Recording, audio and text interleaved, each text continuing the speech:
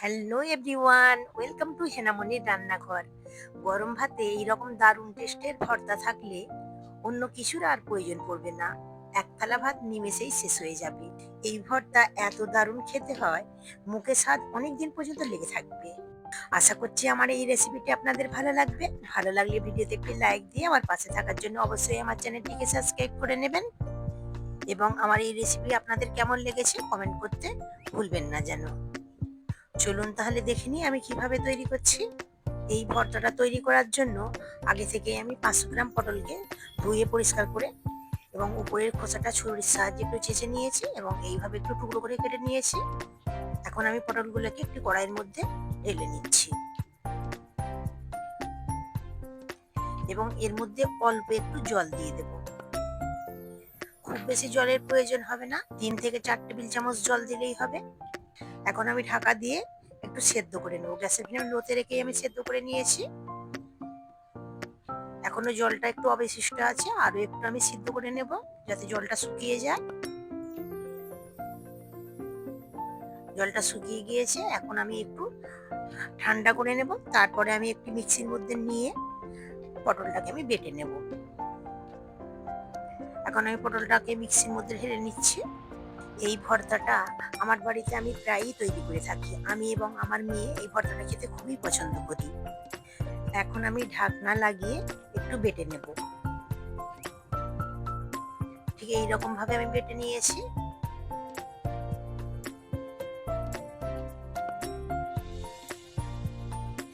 ভর্তাটা রেডি করার জন্য গ্যাসের ফ্লেম অন করে একটি কড়াই বসিয়ে দিয়েছি আর দিয়ে দিচ্ছি 2 টেবিল চামচ সর্ষের তেল। এই রান্নাটা সর্ষের তেলেই করবেন, তাতে টেস্টটা অনেকটা ভালো আসে। আর দিয়ে দিলাম 1 চামচের মতো কালো জিরে আর কয়েকটা দিয়ে দিয়েছি শুকনো লঙ্কা। গ্যাসের ফ্লেম লোতে রেখে শুকনো লঙ্কাটাকে আমি খুব ভালো করে ভেজে নিয়েছি। এখন আমি উঠিয়ে নিচ্ছি।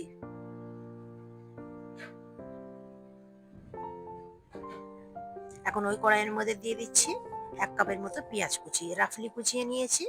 এই ভর্তাতে একটু পেঁয়াজ কুচিটা একটু বেশিই লাগে। এখন পেঁয়াজটাকেও কয়েক সেকেন্ড ভেজে নিয়েছি। এর মধ্যে দিয়ে দিচ্ছি 12 থেকে 15টার মতো রসুন কুচি এবং দিয়ে দিলাম 2টি কাঁচা লঙ্কা। সবকিছুকে নেড়ে চেড়ে খুব ভালো করে আমি একটু ভেজে নিচ্ছি। ঠিক এইরকম লাল লাল করে ভেজে নিয়েছি।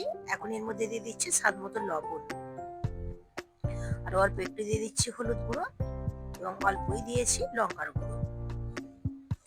এতে লঙ্কা এবং হলুদ খুব একটা বেশি দেওয়ার প্রয়োজন নেই, অল্প দিলেই হবে। এখন আমি এর মধ্যে দিয়ে দিচ্ছি বেটে রাখা পটল। সবকিছুকে মিশিয়ে নেড়ে চেড়ে খুব ভালো করে এখন ভেজে নেব। গ্যাসের ফ্লেম মিডিয়াম রেখেই রান্নাটি করে নিতে হবে এবং অনবরত নাড়তে থাকতে হবে। নাড়া একদম থামানো যাবে না, নাহলে নিচে লেগে যেতে পারে। আমি 3 থেকে 4 মিনিট খুব ভালো করে রান্না করে নিয়েছি। এখন আমি এর মধ্যে দিয়ে দেবো অল্প একটু চিনি। চিনিটা আপনারা স্কিপ করতে পারেন, তবে চিনিটা দিলে এই ভর্তাটার টেস্ট দ্বিগুণ বেড়ে যায়। আবার আমি কিছুক্ষণ রান্না করে নেব। এখন আমি যে লঙ্কাটা আমি ভেজে রেখেছিলাম হাতের সাহায্যে একটু ম্যাশ করে দিচ্ছি এবং এর মধ্যে কিছুটা আমি দিয়ে দিলাম আর অল্প একটু অবশিষ্ট রেখেছি গার্নিশিং এর জন্য। এখন সবকিছুকে একটু মিশিয়ে নিচ্ছি। আমার ভর্তাটা প্রায় রেডি হয়ে এসেছে, কারণ প্যান ছেড়ে দিচ্ছে। ঠিক এইভাবে যখন প্যান ছেড়ে আসবে তখনই বুঝে নিতে হবে যে ভর্তাটা রেডি হয়ে গিয়েছে। এবং সবশেষে দিয়ে দিলাম আরো 1 চামচ সর্ষের তেল। সর্ষের তেলটা দিয়ে খুব ভালো করে আমি আবারও মিশিয়ে নিচ্ছি। এই সর্ষের তেলটা দেওয়ার কারণে ভর্তাটার টেস্ট দ্বিগুণ বেড়ে যায়। অবশ্যই শেষে সর্ষের তেলটা দিয়ে নেবেন। এখন একটি প্লেটের মধ্যে পরিবেশন করে আপনাদের দেখাচ্ছি। এই ভর্তাটা খেতে এত দারুণ লাগে, 1 থালা গরম ভাত এই ভর্তা দিয়েই খাওয়া হয়ে যায়। একবার হলে বাড়িতে এইভাবে তৈরি করে দেখবেন। বাড়িতে যদি কোনো বয়স্ক প্রিয়জন থাকে তাদেরকে এই ভর্তাটা তৈরি করে দেবেন। তারা খেয়ে এত প্রশংসা করবে, সেই প্রশংসা শুনে আপনার মনটা ভরে যাবে। আর দেখতে কতটা লোভনীয় হয়েছে, তাই না? দেখলেই জিভে জল আসবে, মনে হচ্ছে যেন একটু চেখে দেখি কেমন খেতে হয়েছে, তাই না? আমার চ্যানেলে নানা ধরনের দারুণ স্বাদের ভর্তার রেসিপি দেওয়া আছে, আপনারা চাইলে সেগুলো দেখে নিতে পারেন। তার লিঙ্ক আমি ডেসক্রিপশন বক্সে দিয়ে দেবো।